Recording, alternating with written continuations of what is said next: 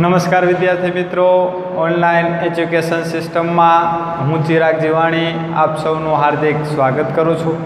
આજે આપણે ધોરણ 10ની અંદર વિડીયો લેક્ચર નંબર છેલ્લો એટલે કે ચેપ્ટર નંબર 5નો આજે છેલ્લો વિડીયો જોવાનો છીએ. ત્યારે સ્વાધ્યાય 5.3ની અંદર દાખલા નંબર આપણે 18થી 20નો અભ્યાસ કરવાના છીએ. બધા જ દાખલા ખૂબ જ અગત્યના છે એટલે ખાસ ધ્યાન આપીશું. તો ધોરણ દાખલા નંબર આપણી પાસે છે 18. શું આપ્યું છે રકમની અંદર? તો જુઓ, તમને એમ કીધું છે કે વર્તુળ વારાફરતી એ અને બીને કેન્દ્ર લઈ ક્રમિક અર્ધવર્તુળોની મદદથી એક કુંતલ બનાવાય છે.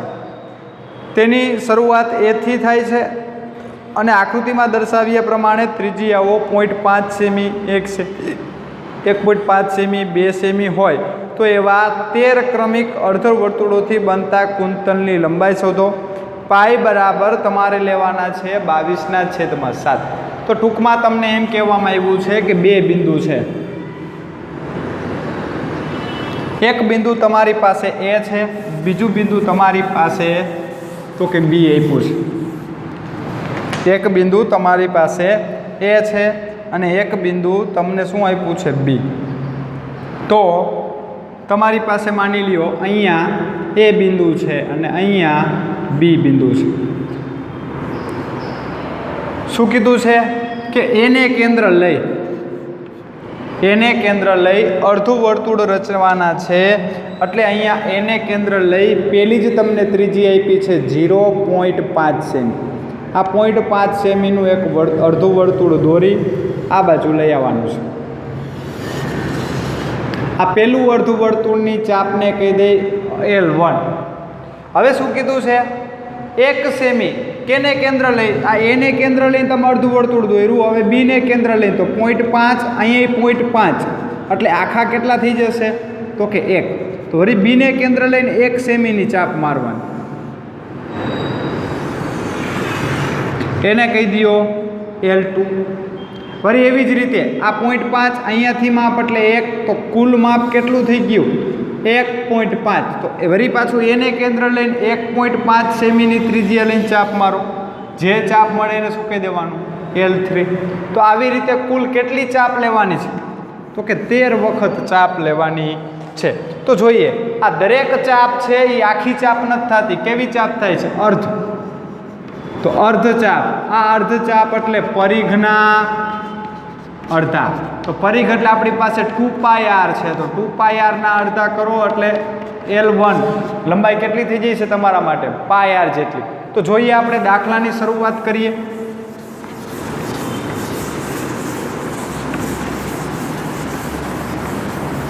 આકૃતિમાં દર્શાવ્યા પ્રમાણે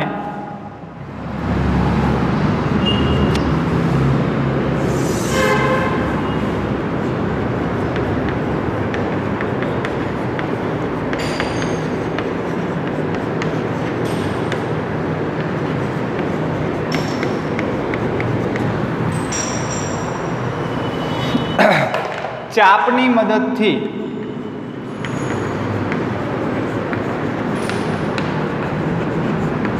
મળતી શ્રેણી L1, L2, L3, L4 કેટલી વખત કીધું છે? 13 વખત એટલે કે L13. રેડી? તો હવે તમારે સૌ પ્રથમ L1 મેળવવા પડે.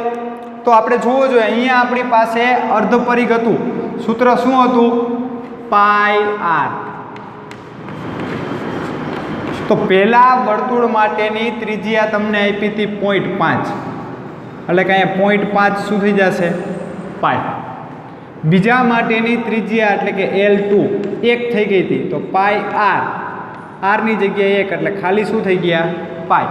ત્રીજા માટેની તમારી પાસે કેટલી થઈ ગયા હતા? તો કે 13. સોરી, 1.5 પછી 1 પછી કેટલા થઈ ગયા હતા? તો વળી પાછા અહીંયા 1.5. તો પાઈ બરાબર r સૂત્ર છે. તો 1.5 r. તો પહેલા માટે 0.5 હતા, બીજા માટે 1 થયા, ત્રીજા માટે કેટલા થયા? વળી પાછા 0.5. તો દરેક વખતે 0.5નો શું થાય છે વધારો, તો 1 ત્યારે 0.5, 2 ત્યારે 1 થયા, 3 ત્યારે 1.5 થયા, તો 13 હોય તો શું કરવું પડે તમારે 13 ને 0.5 વડે શું કરવા પડે ગુણવા પડે. તો એવી જ રીતે એર તેલ તો શું થાય 13 પાઈ આર એક વખત, પછી અહીં 2 વડે ગુણ્યા એટલે 2 થી અહીં 3 વડે ગુણો એટલે 0.5 ગુણ્યા 3 આવું પણ થાય, કારણ કે પાઈ આરનો શું થાય છે વધારો. તો જોવો જોઈએ 13 પાઈ આર, તો અહીંયા 13 પંચાને 65 એટલે 6.5 પાઈ. તો તમારી પાસે પ્રથમ પદે મળી ગયું, તો કે શ્રેણી મળશે 0.5 પાઈ, પછી પાઈ 1.5 પાઈ, છેલ્લું પદ એટલે કે 6.5 પાઈ. તો બધાયનો તમારે સરવાળો જોઈએ છે, તો SN n/2 તમારી પાસે પહેલું પદે છે, છેલ્લું પદે છે. n એટલે તમારી પાસે 13 ક્રમિક આપ્યા છે. કેટલા આપ્યા છે જો અહીંયા સુધી, એટલે કે n એટલે કે 13 પદ આપ્યા છે, તો તમારે n બરાબર 13 લેવા પડે. તો 13/2 0.5 પાઈ પ્લસ 0.6 પાઈ, 6.5 પાઈ, 6.5 વત્તા 0.5 એટલે 7 પાઈ થઈ જશે. તો 13/2 7 પાઈ, પાઈની કિંમત મૂકવાની કીધી છે 22/7. તો 7 ઉડી જશે, 11 દુ કેટલા થઈ જશે 22, 11 ગુણ્યા 13 એટલે તમારો અહીંયા જવાબ આવશે 143. તો કુલ 13 ચાપનો તમારે સરવાળો કરવામાં આવે તો એ સરવાળો છે કેટલો થઈ જશે 143, પણ એકમ બધા આપ્યા છે તમને સેમીમાં. તો કુલ ટોટલ તમારો સરવાળો અહીંયા થઈ જશે 143 સેમી. પછી તમારી પાસે આપ્યો છે દાખલા નંબર 19, ખૂબ જ અગત્યનો છે. હવે તમને એમ કીધું છે કે લાકડાની 200 ભારીઓ છે. લાકડાની કેટલી છે 200, તો કુલ ટોટલ તમને આપી દીધા છે SN 200 ભારીઓ.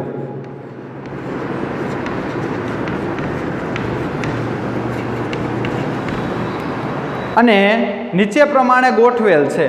તળિયાની હારમાં 20 ભારી, એટલે કે પ્રથમ લાઈનમાં નીચેથી પ્રથમમાં 20 ભારી,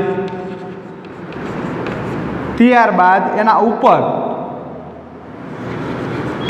તો કે બીજી લાઈનમાં 19 ભારી, ત્રીજી લાઈનમાં 18 ભારી.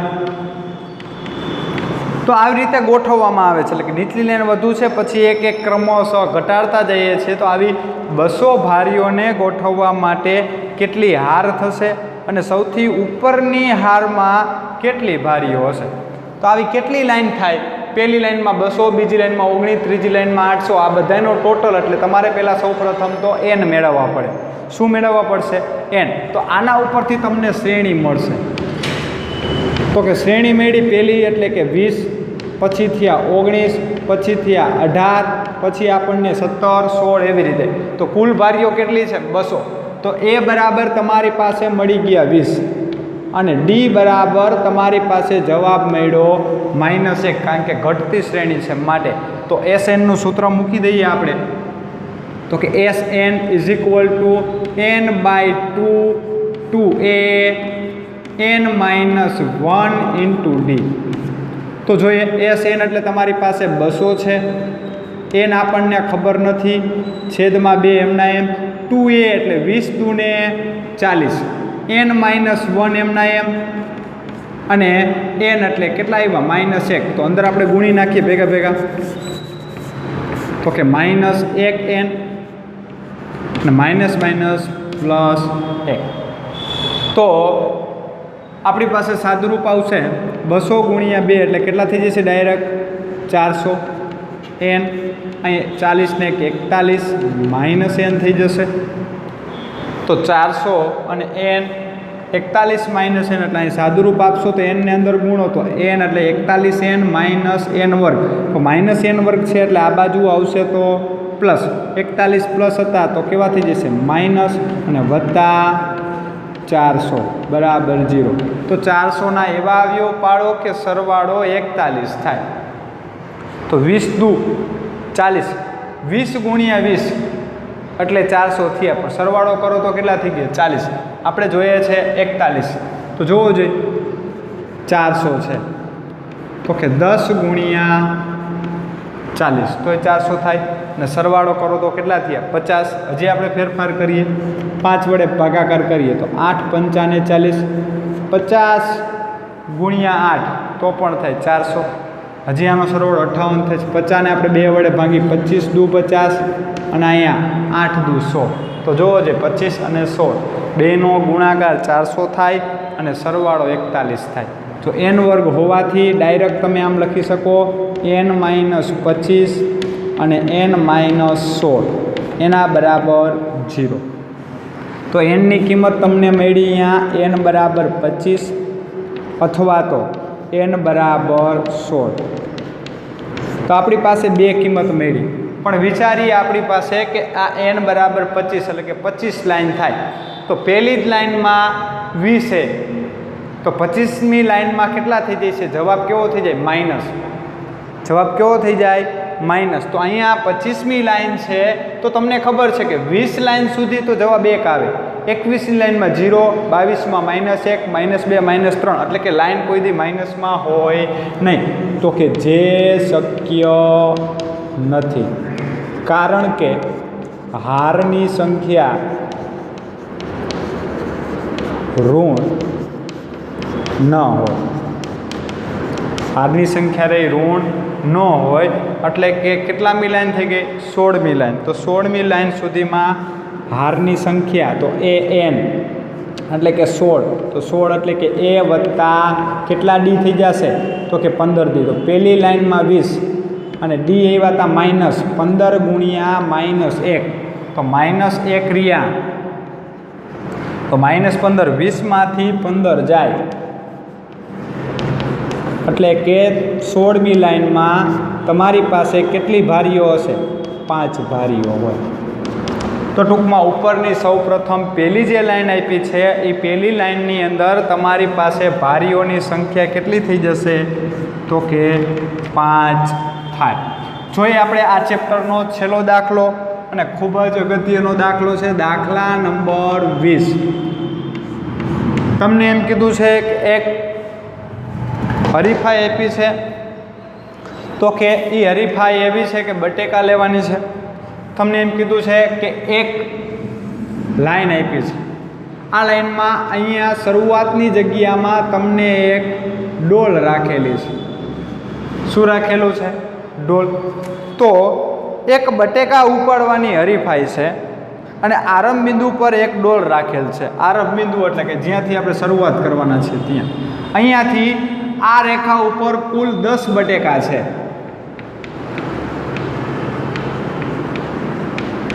કેટલા છે? તો કે 10 બટાકા છે।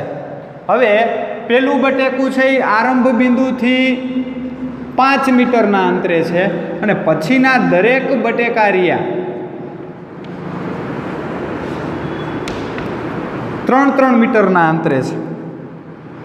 પછી દરેક છે એ કેટલા મીટરના અંતરે છે? 3-3 મીટરના અંતરે આપેલા છે। તો જોવો જોઈએ, તમને એમ કીધું છે કે બટેકું એવી રીતે ઉપાડવાનું છે કે આરંભ બિંદુથી શરૂઆત કરવાની છે તમારે।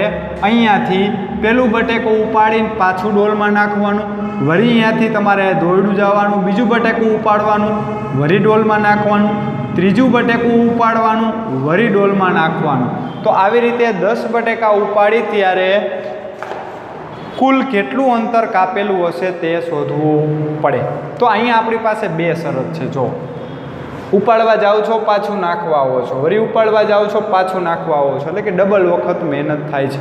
કાં તો તમે એક વખત સળંગ પહેલાં તો બધાયના અંતરનો સરવાળો શોધી લ્યો તો પણ ચાલે। એવું ન કરો તો આના ઉપરથી સૌ પ્રથમ પહેલાં શું બનાવવાની? શ્રેણી બનાવવાની। તો કે પ્રથમ બટેકું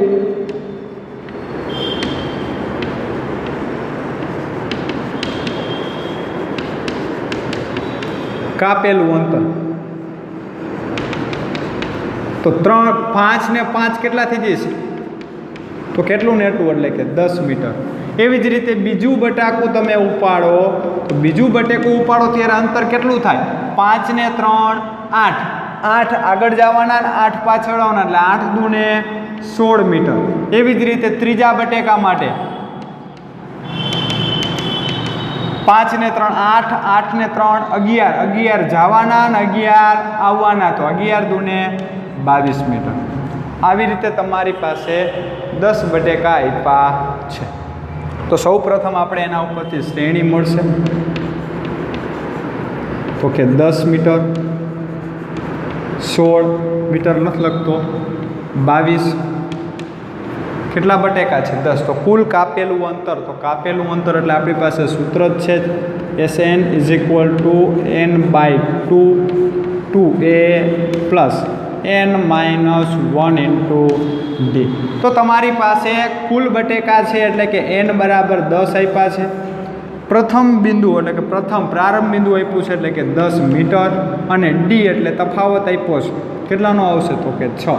અને અંતર વધતું હોવાથી તફાવત આવે પ્લસ. તો મુખ્ય કિંમત S10, 10/2 એટલે ડાયરેક્ટ મેં લખી નાખ્યા અહીંયા 5. 2a, a એટલે 10, 10 દૂને 20. 10 માંથી 1 જાય એટલે 9, અને d એટલે તમારી પાસે છે 6.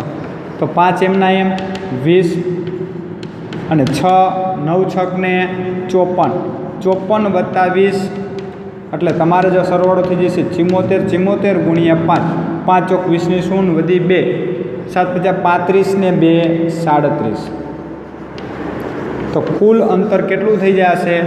370 મીટર થાય. તો આ રીતે તમારું અહીંયા સ્વાધ્યાય 5.3 પૂરું, અને અહીંયા ચેપ્ટર નંબર 5 સંપૂર્ણ પૂરું છે. જો તમને હજી કાંઈ ડાઉટ હોય, તમને કોઈ પ્રશ્ન હોય, તો તમે કોમેન્ટ બોક્સની અંદર દાખલા નંબર મોકલી શકો છો, અને આપણે એની માહિતી આપીશું. માહિતી અથવા તો તમને કોમેન્ટ બોક્સ ન કરો તો બાજુમાં ડિસ્ક્રિપ્શનની અંદર અમારો વોટ્સઅપ નંબર આપેલો છે, એમાં તમે દાખલા નંબર મોકલી અને એનું સોલ્યુશન મેળવી શકો છો. અગેન, જો અમારી યુટ્યુબ ચેનલને તમે સબસ્ક્રાઈબ નથી કરી તો સબસ્ક્રાઈબ કરો, અને નવી નોટિફિકેશન મેળવવા માટે બેલ આઇકોન ઉપર ક્લિક કરો. Thank you. ફરી મળીશું નવા ચેપ્ટર કે 7.